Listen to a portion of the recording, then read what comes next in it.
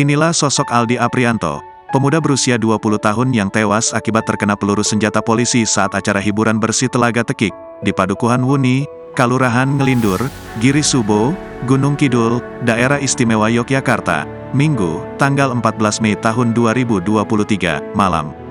Menurut keterangan warga, Aldi Aprianto tidak turut dalam kericuhan yang memicu polisi mengeluarkan tembakan peringatan. Justru ketika itu, Aldi Aprianto hanya diam dalam posisi duduk di depan panggung karena dia sebagai panitia.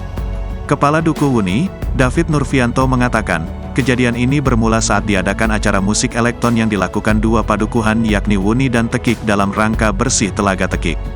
Saat kejadian dia berada di lokasi, tepatnya di atas panggung hiburan.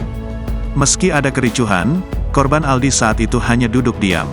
Sebab, sesuai dengan kesepakatan, pengamanan dilakukan Polri dan TNI. Posisi saat itu, seorang polisi berada di atas panggung.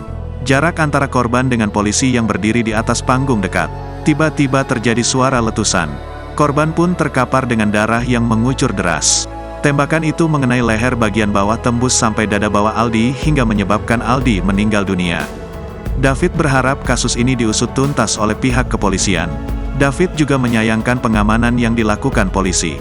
Salah seorang warga, Dery Saputra mengatakan, pihaknya juga menyayangkan adanya penggunaan senjata saat mengamankan musik tingkat padukuhan.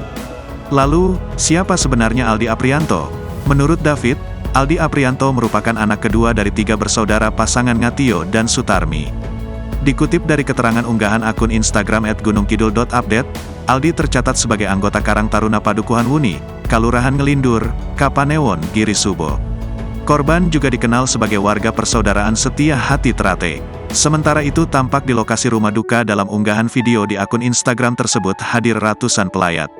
Saat pemakaman, tangis haru ibu korban, sanak saudara hingga warga PSHT dari berbagai penjuru juga mengiringi peristirahatan terakhir pemuda yang menjadi tulang punggung keluarga itu. Pihak kepolisian dan Bupati Gunung Kidul Sunarianta pun tampak juga berada di lokasi. Diketahui Aldi dimakamkan di tempat pemakaman umum setempat pada tanggal 15 Mei tahun 2023 sekitar pukul 11 waktu Indonesia bagian Barat. Jangan lupa subscribe, share, komen, dan like ya!